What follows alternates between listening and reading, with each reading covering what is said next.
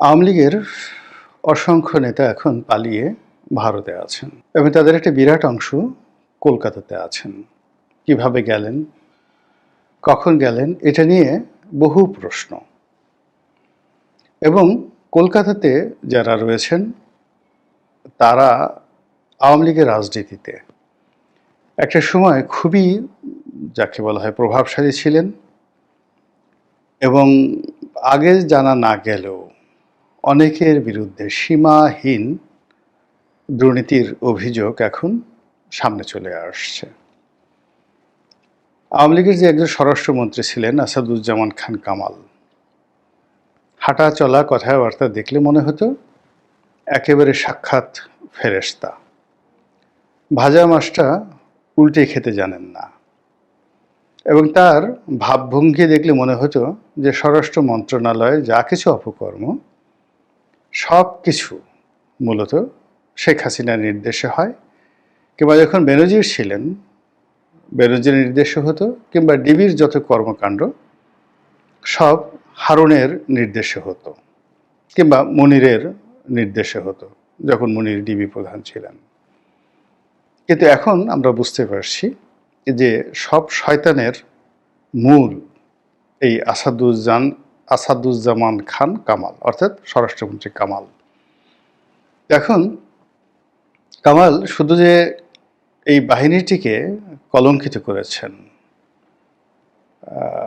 পাপময় করেছেন তা নয়, তিনি তার নিজের জীবন, জীবিকা, ছেলে সন্তান, পরিবার পরিজন, আত্মীয় স্বজন, বন্ধু বান্ধব সবাইকে বিপদের মধ্যে ফেলে দিয়েছেন।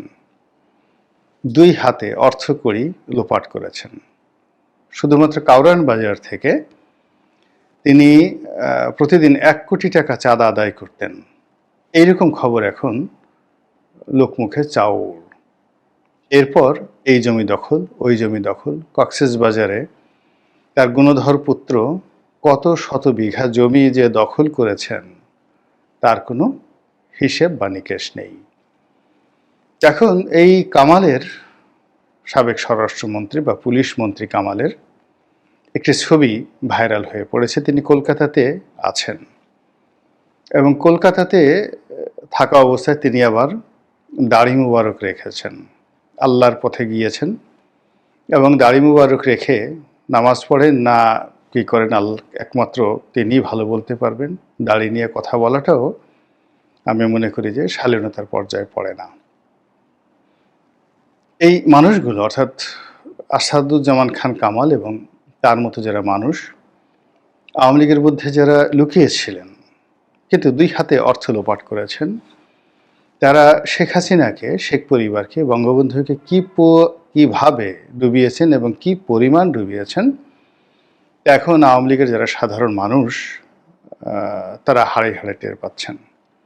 আওয়ামী লীগের লোকজন এ সকল দুর্নীতিবাজ, এ সকল দুর্নীতিবিদ, অপদার্থ, এই লোকদের প্রতি এতটা বিরক্ত, এতটা বিক্ষুব্ধ যে তারা যদি সুযোগ পেত তাহলে গণপিটুনি দেওয়ার জন্য বাইরের লোক লাগতো না। আওয়ামী লীগের লোকই তাদেরকে গণপিটুনি দিয়ে রীতিমতো পাগার পার করে দিতেন, দুনিয়া থেকে একেবারে মাটির তলে পাঠিয়ে দিতেন।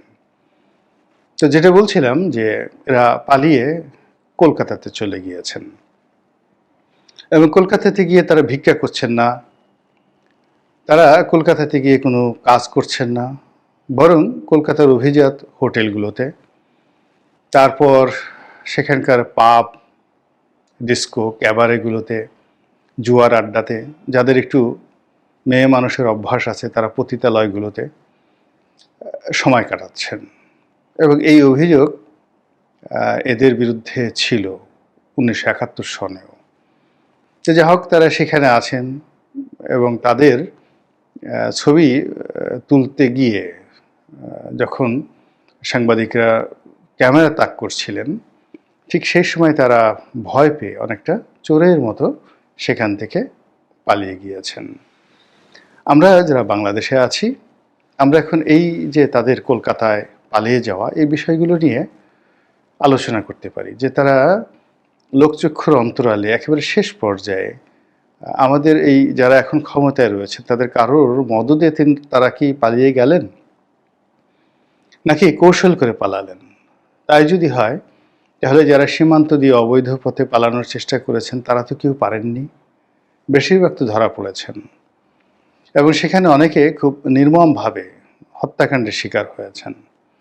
তাদের সর্বস্ব কিভাবে লুটপাট করা হয়েছে তার প্রমাণ আমরা বিচারপতি মানিকের যে করুণ পরিণতি তার থেকে দেখেছি। তো সেক্ষেত্রে বিপ্লব কোথায়, হারুন কোথায়, মেহেদি কোথায়? এরকম পুলিশের অন্তত 50 জন কুখ্যাত আওয়ামী ক্যাডার যারা মানুষের জীবনকে অতিষ্ঠ করে ফেলেছিল, তারা কি বাংলাদেশে আছে? না তারাও এই কলকাতাতে গিয়ে আছে সংঘবদ্ধভাবে। তো দ্বিতীয়ত, যারা রাজনৈতিক ব্যক্তিত্ব, ইতিমধ্যে আমরা জানতে পেরেছি শামীম ওসমান এবং তার পরিবার, শেখ পরিবারের অনেক সদস্য এবং তাদের পরিবার পরিজন অর্থাৎ স্ত্রী পুত্র কন্যা সহ অনেকেই নিরাপদ এবং নিশ্চিন্তে ভারতে গিয়েছেন, এবং ভারতে তাদেরকে থাকতে হবে, পালাতে হবে।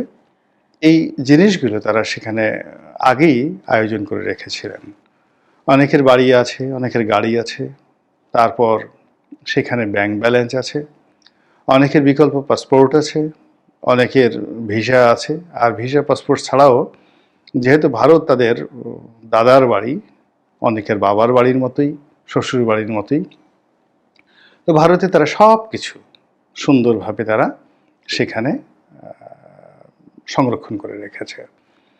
ফলে কি হলো, এই বাংলাদেশের মানুষকে দুর্ভোগ দুর্দশায় ফেলে, নিরীহ আওয়ামী লীগ নেতাকর্মীদেরকে দুরূহ অবস্থার মধ্যে ফেলে কলকাতায় গিয়ে তাদের বৃত্ত এবং বিলাসে মত্ত হতে তাদের বিবেকে বাধে না।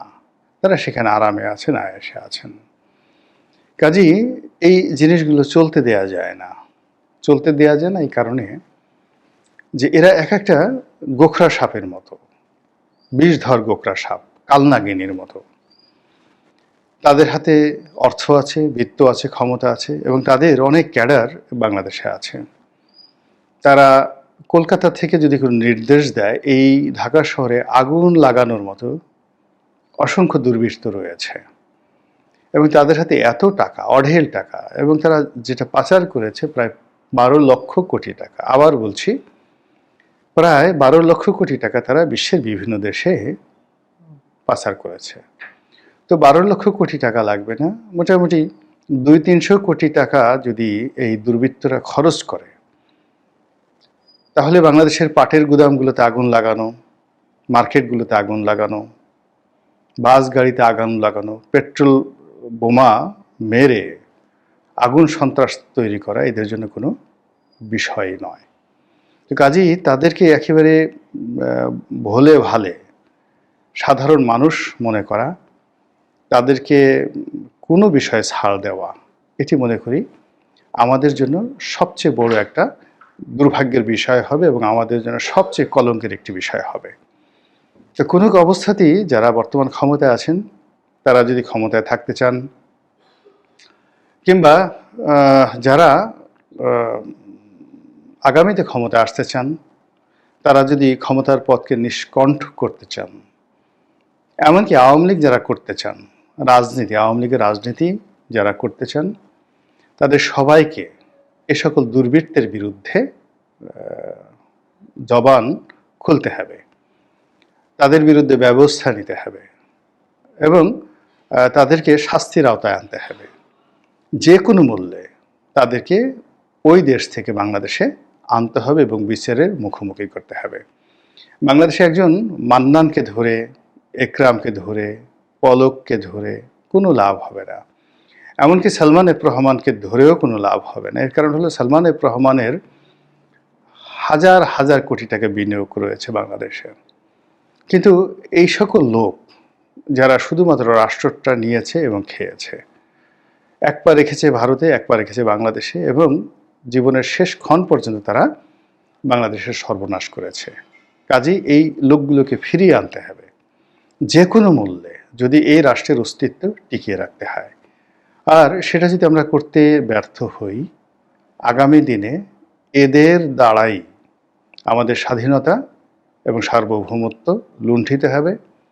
আমরা এ সকল রাক্ষস টাইপের মানুষের কবলে আবার পড়ব এবং এরা ওখানে থেকে যে ছড়ি ঘুরাবে, তার ফলে টেকনাফে আগুন লাগবে, তেঁতুলিয়াতে বন্যা হবে, বরিশালে গরু চুরি বেড়ে যাবে এবং পুলিশ কাজ করবে না। এই যে এখনো পর্যন্ত যে বিশৃঙ্খলাগুলো চলছে, আপনার কি মনে হয় যে এটি কেবলই মাত্র বিশৃঙ্খলা? এর পিছনে কি কোনো রকম কোনো দুর্বৃত্তের হাত নেই? অবশ্যই আছে। তো কাজেই যাদেররা কলকাতাতে বিত্ত বিলাসে মত্ত এবং কলকাতা থেকে ফিরে এসে বাংলাদেশে যারা বিশাল একটি সাম্রাজ্য প্রতিষ্ঠা করার স্বপ্নে বিভোর, তাদের সেই সুখ স্বপ্ন বর্তমান সরকার এবং আগামীর যারা সরকার গঠন করবেন তারা রাজনৈতিকভাবে, রাষ্ট্রীয়ভাবে মোকাবেলা করতে না পারবেন, ততদিন পর্যন্ত আমাদের এই দেশের যে রাজনীতি, অর্থনীতি একটা স্থিতিশীলতা মধ্যে আসবে না এবং আমরা বিপদ এবং বিপত্তির মধ্যে পড়তে থাকব।